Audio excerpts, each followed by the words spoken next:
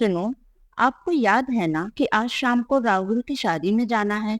Time से घर आ जाना। फार्म हाउस में शादी है, वहां पहुंचने में कम से कम 1 घंटा तो लग ही जाएगा। सुकन्या ने सुरेश को नाश्ते के टेबल पर बैठते ही कहा। मैं तो भूल ही गया था। अच्छा हुआ जो तुमने याद दिला दिया। सुरेश ने आलू का पराठा तोड़ते हुए कहा। अच्छा, आजकल आप बातों को भूलने लगे हो। क्या बात है? सुकन्या ने चाय की चुस्की लेते हुए कहा। ऑफिस में काम बहुत ज्यादा हो गया है और कंपनी वाले कम स्टाफ से काम चलाना चाहते हैं। दम मरने की भी फुर्सत नहीं होती है। अच्छा सुनो, एक काम करना, 5 बजे मुझे फोन करना। मैं समय से आ जाऊंगा। क्या कहते हो, 5 बजे? सुकन्या ने आश्चर्य से कहा। ऑफिस से घर आने में ही तुम्हें 1 घंटा लग जाता है, फिर तैयार होकर शादी में जाना है। आप आज ऑफिस से जल्दी निकलना, 5 बजे तक घर आ जाना। अच्छा, कोशिश करूंगा। सुरेश ने ऑफिस जाने के लिए ब्रीफकेस उठाते हुए कहा। ऑफिस पहुंचकर सुरेश हैरान रह गया कि स्टाफ की उपस्थिति नाम मात्र की थी। ऑफिस में हर किसी को शादी में जाना था। आधा स्टाफ छुट्टी पर था और बाकी स्टाफ हाफ डे करके लंच के बाद छुट्टी करने की सोच रहा था। पूरे ऑफिस में कोई काम नहीं कर रहा था। हर किसी की जबान पर बस यही चर्चा थी कि आज शादियों का जबरदस्त मुहूर्त है। जिसकी शादी का मुहूर्त नहीं निकल रहा है, उसकी शादी बिना मुहूर्त के आज हो सकती है। इसलिए आज शहर में 10,000 शादियां हैं। सुरेश अपनी कुर्सी पर बैठकर फाइलें देख रहा था। तभी मैनेजर वर्मा उसके सामने कुर्सी खींचकर बैठ गए और गला साफ करके बोले। आज तो गजब का मुहूर्त है। सुना है कि आज शहर में 10,000 शादियां हैं। हर कोई छुट्टी मांग रहा है। लंच के बाद तो पूरा ऑफिस लगभग खाली हो जाएगा। छुट्टी तो घोषित कर नहीं सकते सुरेश जी, लेकिन मजबूरी है, किसी को रोक भी नहीं सकते। आपको भी किसी शादी में जाना होगा। वर्मा जी, आप तो जबरदस्त ज्ञानी हैं। आपको कैसे मालूम कि मुझे भी आज शादी में जाना है? सुरेश ने फाइल बंद करके एक तरफ रख दी और वर्मा जी को ऊपर से नीचे तक देखते हुए बोला। यह भी कोई पूछने वाली बात है? आज तो हर आदमी, बच्चे से लेकर बूढ़े तक, सभी बाराती बनेंगे। आखिर 10,000 शादियां जो है। वर्मा जी ने उंगली में कार की चाबी घुमाते हुए कहा। आखिर मैं भी तो आज एक बाराती हूँ। वर्मा जी, एक बात समझ में नहीं आ रही, क्या वाकई में पूरे स्टाफ को शादी में जाना है, या फिर 10,000 शादियों की खबर सुनकर ऑफिस से छुट्टी का एक बहाना मिल गया है? सुरेश ने बात को आगे बढ़ाते हुए कहा। लगता है कि आपको आज किसी शादी का न्योता नहीं मिला है। घर पर भाभी जी के साथ कैंडल लाइट डिनर करने का इरादा है, तभी इस तरीके की बातें कर रहे हो। वरना घर जल्दी जाने की सोच रहे होते सुरेश बाबू। वर्मा जी ने छुट्टी लेते हुए कहा। वर्मा जी ने फिर कहा। लगता है कि आपको आज किसी शादी का न्योता नहीं मिला है। घर पर भाभी जी के साथ कैंडल लाइट डिनर करने का इरादा है, तभी इस तरीके की बातें कर रहे हो। वरना घर जल्दी जाने की सोच रहे होते सुरेश बाबू। नहीं वर्मा जी, ऐसी बात नहीं है। शादी का न्योता तो है, लेकिन जाने का मन नहीं है। पत्नी चलने को कह रही है। लगता है जाना पड़ेगा। क्यों भाई, भाभी जी के मायके में शादी है?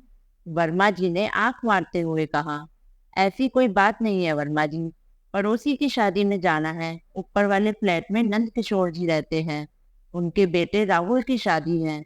मन इसलिए नहीं कर रहा कि वो जो फार्म हाउस में शादी है, पहले तो 1 घंटा घर पहुंचने में लगेगा, फिर घर से कम 1 घंटा फार्म हाउस पहुंचने में लगेगा। थक जाऊंगा। यदि आप कल की छुट्टी दे दो तो शादी में चला जाऊंगा। अरे सुरेश बाबू, आप डरते बहुत हैं। आज शादी में जाइए, कल की कल देखेंगे। कहकर वर्मा जी चले गए। मुझे डरपोक कहता है। खुद जल्दी जाने के चक्कर में मेरे कंधे पर बंदूक रखकर चलाना चाहता है।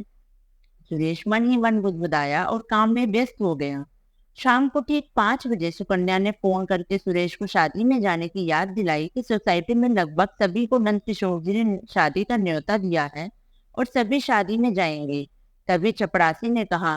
साहब जी, पूरा ऑफिस खाली हो गया है। मुझे भी शादी में जाना है, आप कितनी देर तक बैठेंगे? चपरासी की बात सुनकर सुरेश ने काम बंद किया और धीमे से मुस्कुरा कर कहा। मैंने भी शादी में जाना है, ऑफिस बंद कर दो। सुरेश ने कार स्टार्ट की। रास्ते में सोचने लगा कि एक महानगर है और 1 करोड़ से ऊपर की आबादी है। लेकिन एक दिन में 10,000 शादियां कहाँ हो सकती है। घोड़ी, बैंड, हलवाई, वेटर, बसों के साथ होटल, पार्क, गली मोहल्ले आदि का इंतजाम मुश्किल लगता है। रास्ते में ट्रैफिक भी कोई ज्यादा नहीं है। आम दिनों की तरह भीड़भाड़ है। ऑफिस से घर की 30 किलोमीटर की दूरी तय करने में 1 से 1.25 घंटा लगता है और लगभग आधी दिल्ली का सफर हो जाता है। अगर पूरी दिल्ली में 10,000 शादियां हैं तो आधी दिल्ली में 5,000 तो अवश्य होनी चाहिए। लेकिन लगता है लोगों को बड़ा चढ़ाकर बातें करने की आदत है। ऊपर से टीवी चैनल वाले खबरें इस तरह से पेश करते हैं कि लोगों को विश्वास हो जाता है। यही सब सोचते सोचते सुरेश घर पहुंच गया। घर पर सुकन्या ने फौरन चाय के साथ समोसे परोसते हुए कहा, टाइम से तैयार हो जाओ, सोसाइटी से सभी शादी में जा रहे हैं जिनको नंद किशोर जी ने न्योता दिया है। बच्चे भी चलेंगे। बच्चे अब बड़े हो गए हैं, हमारे साथ कहाँ जाएंगे। हमारा जाना क्या जरूरी है। जाना बहुत जरूरी है। एक तो वह ऊपर वाले फ्लैट में रहते हैं और फिर श्रीमती नंद किशोर जी तो हमारी किटी पार्टी में मेंबर हैं। जो नहीं जाएगा कच्चा चबा जाएगी। इतना डरते क्यों हो उससे। वह ऊपर वाले फ्लैट में जरूर रहते हैं, लेकिन साल 6 महीने में एक दो बार ही दुआ सलाम होती है।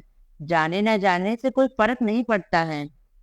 सुरेश ने चाय की चुस्कियों के बीच कहा, डरे मेरी जूती। शादी में जाने की तमन्ना सिर्फ इसलिए है कि वह घर में बातें बड़ी बड़ी करती है, जैसे कोई अरबपति की बीवी हो। हम सोसाइटी की औरतें तो उसके शान शौकत का जायजा लेने जा रही हैं। किटी पार्टी का हर सदस्य शादी की हर गतिविधि और बारीक से बारीक पहलू पर नजर रखेगा। इसलिए जाना जरूरी है, चाहे कितना ही आंधी तूफान आ जाए। सुकन्या की इस बात को उनकी बेटी रोहिणी ने काटा। पापा, आपको मालूम नहीं है, जेम्स बॉन्ड 007 की पूरी टीम साड़ियां पहनकर जासूसी करने में लग गई है। इनके वार से कोई नहीं बच सकता है। सुकन्या ने बीच में बात काटते हुए कहा, तुम लोगों के खाने का क्या हिसाब रहेगा। मुझे कम से कम बेफिक्री तो हो। क्या मम्मा, अब हम बच्चे नहीं हैं। भाई पिज्जा और बर्गर लेकर आएगा। हमारा डिनर का मेन्यू तो छोटा सा है, आपका तो लंबा चौड़ा होगा, कहकर रोहिणी खिलखिलाकर हंस पड़ी। फिर चौंक कर बोली, यह क्या माँ, यह साड़ी पहनोगी। नहीं नहीं, शादी में पहनने की साड़ी में सिलेक्ट करती हूँ। कहते कहते रोहिणी ने एक साड़ी निकाली और माँ के ऊपर लपेट कर बोली, पापा इधर देखकर बताओ कि माँ कैसी लग रही है। एक बात तो माननी पड़ेगी कि बेटी माँ से अधिक सयानी हो गई है।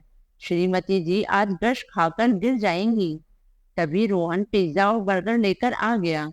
अरे आज तो कमाल हो गया, माँ तो दुल्हन लग रही है। पूरी बारात में अलग से नजर आएंगी।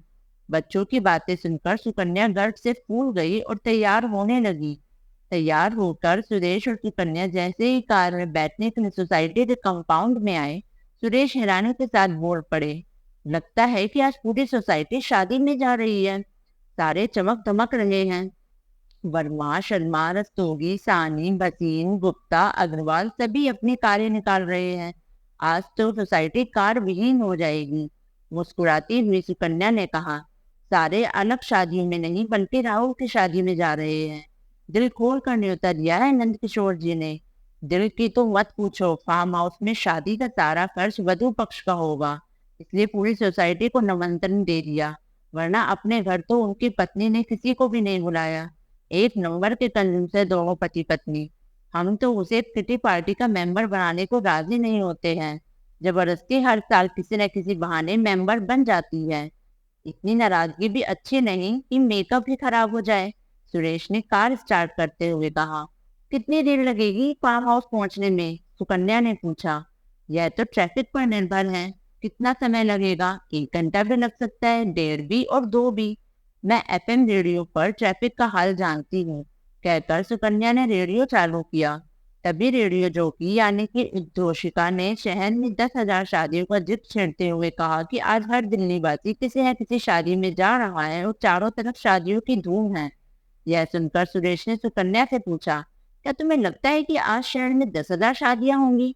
आप तो ऐसे पूछ रहे हो जैसे मैं कोई पंडित हूँ और शादियों का मुहूर्त मैंने ही निकाला है।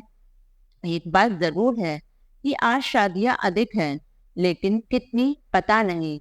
हाँ, एक बात पर मैं अड़ी हूँ कि 10,000 शादी नहीं होगी। 2-3 हजार को 10,000 बनाने में लोगों को कोई अधिक समय नहीं लगता। बात का बतंगड़ बनाने में फालतू आदमी माहिर होते हैं। तभी रेडियो टनाटन ने ट्रैफिक का हाल सुनाना शुरू किया। यदि आप वहां जा रहे हैं तो अपना रूट बदल ले। यह सुनकर सुरेश ने कहा, रेडियो स्टेशन पर बैठकर कहना आसान है कि रूट बदल ले, लेकिन जाए तो कहाँ से? दिल्ली की हर दूसरी सड़क पर ट्रैफिक होता है। हर रोज सुबह शाम 2 घंटे की ड्राइविंग हो जाती है। आराम से चलते चलो, सब्र और संयम के साथ। बातों ही बातों में कार की रफ्तार धीमी हो गई और आगे वाली कार के चालक ने कार से अपनी गर्दन बाहर निकाली और बोला, भाई साहब, कार थोड़ी पीछे करना, वापस मोड़नी है। आगे ट्रैफिक जाम है। एफएम रेडियो रेडियो भी यही कह रहा है। उसको देखते ही कई स्कूटर और बाइक वाले पलटकर चलाने लगे। कार वाले ने भी कार वापस मोड़नी शुरू कर दी। यह देखकर सुकन्या ने कहा, आप क्या देख रहे हो? जब सब वापस मोड़ रहे हैं तो आप भी इनके साथ मुड़ जाइए। सुरेश ने कार नहीं मोड़ी, बल्कि मुड़ी कारों की जगह धीरे धीरे कार आगे बढ़ानी शुरू की। यह आप क्या कर रहे हो? ट्रैफिक जाम में फंस जाएंगे। सुकन्या ने सुरेश की ओर देखते हुए कहा, कुछ नहीं होगा, यह तो रोज की कहानी है। जो कारें वापस मुड़ रही है वे सब आगे पहुंचकर दूसरे लेन को भी जाम करेंगी। धीरे धीरे सुरेश कार को अपने लेन में रखकर आगे बढ़ाता रहा। चौराहे पर एक टेम्पो खराब खड़ा था, जिस कारण ट्रैफिक का बुरा हाल था। यहाँ तो काफी बुरा हाल है, देर न हो जाए। सुकन्या थोड़ी परेशान हो गई।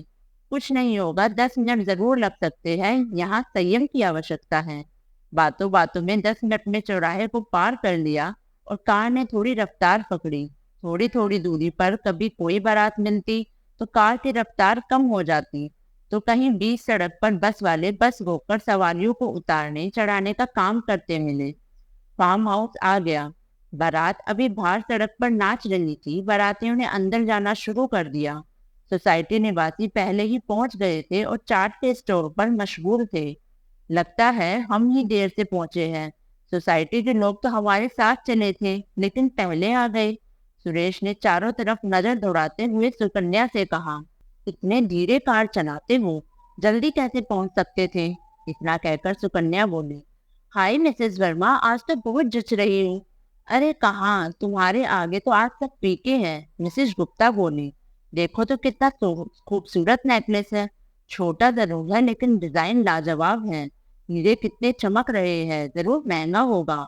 पहले कभी देखा नहीं, कहाँ से लिया? देखो तो साथ में मैचिंग टॉप्स भी लाजवाब है। एक के बाद एक प्रश्नों की झड़ी लग गई। साथ ही सभी सोसाइटी की महिलाओं ने सुकन्या को घेर लिया और वह मंद मंद मुस्काती हुई कुर्सी पर बैठ गई। सुरेश एक तरफ कोने में अलग कुर्सी पर अकेले बैठे थे। तभी रस्तोगी ने कंधे पर हाथ मारते हुए कहा, क्या यार सुरेश, यहाँ छुपकर चुपके से महिलाओं की बातों में कान अड़ाए बैठे हो? उठो, उधर मर्दों की महफिल महफिल लगी है, सब इंतजाम है, आ जाओ। सुरेश कुर्सी छोड़ते हुए कहने लगे, रस्तोगी, मैं पीता नहीं हूँ, तुझे पता है। क्या करूंगा महफिल में जाकर? आओ तो सही, गपशप ही सही। मैं कौन सा रोज पीने वाला हूँ? जलजीरा, सॉफ्ट ड्रिंक सब कुछ है। कहकर रस्तोगी ने सुरेश का हाथ पकड़कर खींचा और दोनों महफिल में शरीक हो गए, जहां जाम के बीच में ठहाके लग रहे थे। यार, नंदकिशोर ने हाथ लंबा मारा है, सब कुछ लड़की पक्ष वाले कर रहे हैं। फार्म हाउस में शादी, पीने का, खाने का इंतजाम तो देखो, अग्रवाल ने कहा। अंदर की बात बताता हूँ, सब प्यार मोहब्बत का मामला है, सहानी बोला। अम्मा यार, पहेलियां बुझाना छोड़कर जरा खुलकर बताओ, गुप्ता ने पूछा। राहुल और यह लड़की कॉलेज में एक साथ पढ़ते थे, वहीं प्यार हो गया। जब लड़का लड़की राजी तो क्या करेगा काजी? थक हार कर लड़की के बाप को मानना पड़ा। सहानी चटकारे लेकर प्यार के किस्से सुनाने लगा। फिर मुड़कर सुरेश से कहने लगा, अरे आप तो मंद मंद मुस्कुरा रहे हैं, क्या बात है, कुछ तो फरमाइए। मैं यह सोच रहा हूँ कि क्या जरूरत है शादियों में फिजूल का पैसा लगाने की। इसी शादी को देख लो, फार्म हाउस का किराया, साज सजावट, खाने पीने का खर्चा, लेन देन, गहने और न जाने क्या क्या खर्च होता है। सुरेश ने दार्शनिक भाव से कहा, यार, जिसके पास जितना धन होता है शादी में खर्च करता है, इसे फिजूल खर्ची की क्या बात है? आखिर धन को संचित ही इसलिए करते हैं। अग्रवाल ने बात को स्पष्ट करते हुए कहा, नहीं, धन का संचय शादियों के लिए नहीं, बल्कि कठिन समय के लिए भी किया जाता है। सुरेश की बात बीच में काटते हुए गुप्ता बोला, देख, लड़की वालों के पास धन की कोई कमी नहीं है। समंदर में से 2-4 लोटे निकल जाएंगे तो कुछ फर्क नहीं पड़ेगा। यह सोच गलत है। यह तो पैसे की बर्बादी है, सुरेश ने कहा। सारा मूड खराब कर दिया। सानी ने बात को समाप्त करते हुए कहा, यहाँ हम जश्न मना रहे हैं। स्वामी जी ने प्रवचन शुरू कर दिए। बाई गोड़ रस्तों की जहां से इसे लाया था वहीं छोड़ा। सुरेश चुपचाप वहां से निकल लिए और सुकन्या को ढूंढने लगे। क्या बात है भाई साहब, कहाँ नैन मटक्का कर रहे हो? मिसेस सहानी ने कहा, जो सुकन्या के साथ गोलगप्पे के स्टोर पर खट्टे मीठे पानी का मजा ले रही थी और साथ कह रही थी, सुकन्या गोलगप्पे का पानी बड़ा बकवास है, इतनी बड़ी पार्टी और चाट पकौड़ी तो एकदम थर्ड क्लास। सुकन्या मुस्कुरा दी। मुझसे तो भूखा नहीं रहा जाता, मिसेस सहानी बोली। शगुन दिया है, डबल तो वसूल करने हैं। उनकी बातें सुनकर सुरेश मुस्कुरा दिए कि दोनों मियाँ बीवी एक ही थाली के चट्टे बट्टे हैं। मियाँ ज्यादा पीकर होश खो बैठा है और बीवी नींद में के बावजूद खाए जा रही है। सुरेश ने सुकन्या से कहा, खाना शुरू हुआ है तो थोड़ा खा लेते हैं, नहीं तो निकलने की सोचते हैं। इतनी जल्दी क्या है, अभी तो कोई भी नहीं जा रहा है। परे पूरे दिन काम की थकान, फिर फार्म हाउस पहुंचने का थकान, बड़ा सफर और अब खाने का लंबा इंतजार। बेगम साहिबा घर वापस जाने में ही कम से कम 1 घंटा तो लग ही जाएगा। चलते हैं, आंखें नींद से बेजिल हो रही है। इस वाहन चालक पर भी कुछ तरस करो। तुम भी बच्चों की तरह मचल जाते हो और रट लेते लेते हो कि घर चलो घर चलो। मैं फिर इधर सोफे पर थोड़ा आराम कर लेता हूँ, अभी तो वहाँ कोई नहीं है। ठीक है, कहकर सुकन्या सोसाइटी की अन्य महिलाओं के साथ बातें करने लगी और सुरेश एक खाली सोफे पर आराम से पैर फैलाकर अधलेटे हो गए। आंखें बंद करके सुरेश आराम की सोच रहे थे कि एक जोर का हाथ कंधे पर लगा। सुरेश बाबू, यह अच्छी बात नहीं है। अकेले अकेले सो रहे हो, जश्न मनाने के बजाय सुस्ती फैला रहे हो। सुरेश ने आंखें खोलकर देखा तो गुप्ता जी दांत फाड़ रहे थे। मन ही मन भद्दी गाली निकाल कर प्रत्यक्ष में सुरेश बोले, गुप्ता जी, ऑफिस में कुछ अधिक काम की वजह से थक गया था, सोचा कि 5 मिनट आराम कर लूं। उठ यार, यह मौका जश्न मनाने का है, सोने का नहीं। गुप्ता जी हाथ पकड़कर सुरेश को डीजे फ्लोर पर ले गए, जहाँ डीजे के शोर में वर और वधू पक्ष के नजदीकी नाच रहे थे। देख नंद किशोर के ठुमके, गुप्ता जी बोले। पर सुरेश का ध्यान सुकन्या को ढूंढने में था कि किस तरीके से अलविदा कहकर वापस घर रवानगी की जाए। सुकन्या सोसाइटी की महिलाओं के साथ गपशप में व्यस्त थी। सुरेश को नजदीक आता देख मिसेस रस्तोगी ने कहा, भाई साहब को कहे आज तो मंडराना छोड़े, मर्द पार्टी में जाए, बार बार महिला पार्टी में आ जाते हैं। भाभी जी, कल मैं ऑफिस से छुट्टी नहीं ले सकता, जरूरी काम है, घर भी जाना है। रात को नींद पूरी नहीं होगी तो ऑफिस में काम कैसे करूंगा? अब तो आप सुकन्या को मेरे हवाले कीजिए, नहीं तो उठा के ले जाना पड़ेगा। सुरेश के इतना कहते ही पूरी महिला पार्टी ठहाके लगाने डूब गई। क्या बचपना करते हो, थोड़ी देर इंतजार करो, सबके साथ चलेंगे, पार्टी का आनंद उठाओ। थोड़ा सुस्ता लो, देखो उस कोने में सोफे खाली है, आप थोड़ा आराम करो, मैं अभी वहीं आती हूँ। मुंह लटकाकर सुरेश फिर खाली सोफे पर अधलेट हो गए और उनकी आंख लग गई। नींद में सुरेश ने करवट बदली तो सोफे से नीचे गिरते गिरते बचे। इस चक्कर में उनकी नींद खुल गई। चंद मिनटों की गहरी नींद ने सुरेश की थकान दूर कर दी थी। तभी सुकन्या आई। तुम बड़े अच्छे हो, एक नींद पूरी कर ली, चलो खाना शुरू हो गया है। सुरेश ने घड़ी देखी, रात का 1 बजा था, अब 1 बजे खाना परोस रहे हैं। खाना खाते और फिर मिलते अलविदा लेते 2:30 बज गए। कार स्टार्ट करके सुरेश बोले, आज रात लॉन्ग ड्राइव होगी, घर पहुंचते पहुंचते 3:30 बज जाएंगे। मैं सोचता हूँ कि उस समय सोने के बजाय चाय पी जाए और सुबह की सैर की जाए, मजा आ जाएगा। आप तो सो लिए थे, मैं बुरी तरह थक चुकी हूँ, मैं तो नींद जरूर लूंगी, लेकिन आप इतने धीरे कार क्यों चला रहे हो? रात के खाली सड़कों पर तेज रफ्तार की वजह से ही भयानक दुर्घटनाएं होती है। दरअसल पार्टियों से वापस आते लोग शराब की नशे में तेज रफ्तार के कारण कार को संभाल नहीं पाते, इसी से दुर्घटनाएं होती है। सड़कों पर रोशनी पूरी नहीं होती, सामने से आने वाली वाहनों की हेडलाइट से आंखों में चौंध पड़ती है, पटरी और रोड डिवाइडर नजर नहीं आते हैं। इसलिए जब देरी हो गई तो आधा घंटा और सही, 3:45 वे घर पहुंचे। लाइट खोली तो रोहिणी उठ गई। क्या बात है पापा, पूरी रात शादी में बिता दी, कल ऑफिस की छुट्टी करोगे क्या?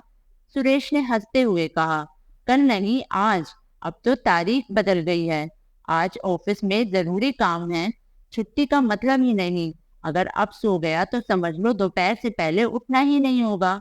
बेटे अब तो एक चाय पीकर सुबह की सैर पर जाऊंगा। पापा अब कपड़े बदलिए, मैं चाय बनाती हूँ। रोहिणी ने आंख मलते हुए कहा, तुम सो जाओ बेटे, हमारी नींद तो खराब हो गई है, मैं चाय बनाती हूँ। सुकन्या ने रोहिणी से कहा। चाय पीने के बाद सुरेश, सुकन्या और रोहिणी सुबह की सैर के लिए पार्क में गए। आज असली आनंद आएगा सैर करने का। पूरा पार्क खाली, ऐसा लगता है कि हमारा प्राइवेट पार्क हो। हम आलसियों की तरह सोते रहते हैं, सुबह सैर का अपना अलग ही आनंद है। सुरेश बाहें फैलाकर गहरी सांस खींचता हुआ बोला, आज क्या बात है, बड़ा दार्शनिक बातें कर रहे हो। बात दार्शनिकता की नहीं बल्कि जीवन की सच्चाई की है। कल रात शादी में देखा, दिखावा ही दिखावा। क्या हम शादियां सादगी से नहीं कर सकते? अगर सच कहे तो सारा शादी खर्च व्यर्थ है, फिजूल का है, जिसका कोई अर्थ नहीं है। तभी रोहिणी जॉगिंग करते हुए समीप पहुंचकर बोली, पापा बिल्कुल ठीक कहते हो, शादियों पर सारा व्यर्थ का खर्चा होता है। सुकन्या सुरेश के चेहरे को देखती हुई तक समझने की कोशिश करने लगी। फिर कुछ पल रुककर बोली, मेरी समझ में कुछ नहीं आ रहा। आज सुबह बाप बेटी को क्या हो गया है? बहुत आसान सी बात है। शादी में सारे रिश्तेदारों को, यारों को, पड़ोसियों को, मिलने जुलने वालों को न्योता दिया जाता है कि शादी में आकर शान बढ़ाओ। सब आते हैं, कुछ काम धंधा तो करते नहीं। उस पर सब यही चाहते हैं कि उनकी साहबों जैसी खातिरदारी हो, और तनिक भी कमी हो गई तो उल्टा सीधा बोलेंगे, जैसे कि नंद किशोर के बेटे की शादी में देखा। हम सब जम कर दावत उड़ाए जा रहे थे और कमियां भी निकाल रहे थे। तभी रोहिणी जॉगिंग का एक और चक्कर पूरा करके समीप आई और बोलने लगी तो सुकन्या ने टोक दिया, आपकी कोई विशेष टिप्पणी? यह सुनकर रोहिणी ने हाँफते हुए कहा, पापा ने बिल्कुल सही विश्लेषण किया है शादी का। शादी हमारी बिरादरी को खुश करते फिरे, या फिर कहा कि अक्लमंदी है। और शुरू यह कि खुशी फिर भी कोई नहीं होता। आखिर शादी को हम तमाशा बनाते ही क्यों हैं? अगर कोई शादी में किसी कारण से नहीं पहुंचा तो हम गिला भी रखते हैं कि आया नहीं। कोई किसी को नहीं छोड़ता। शादी करनी है तो घर परिवार के सदस्यों में ही संपन्न हो जाए। जितना खर्च शादी में हम करते हैं, अगर वे बचाकर बैंक में जमा करवा ले तो बुढ़ापे की पेंशन बन सकती है। देखो सुकन्या, हमारी बेटी कितनी समझदार हो गई है। मुझे रोहिणी पर गर्व है। कितनी अच्छी तरह से भविष्य की सोच रही है। हम अपने सारी जमा पूंजी शादियों में खर्च कर देते हैं, अक्सर तो उधार भी लेते हैं, जिसको चुकाना भी कई बार मुश्किल हो जाता है। अपनी चादर से अधिक खर्च जो करते हैं। क्या बाप बेटी को किसी प्रतियोगिता में भाग लेना है, जो वहां देने वाले भाषण का अभ्यास कर रहे हो, या कोई निबंध लिखना है? दोस्तों, अगर आपको ये कहानी अच्छी लगी तो इसे लाइक, शेयर और कमेंट जरूर करें और हमारे चैनल को सब्सक्राइब करें। धन्यवाद।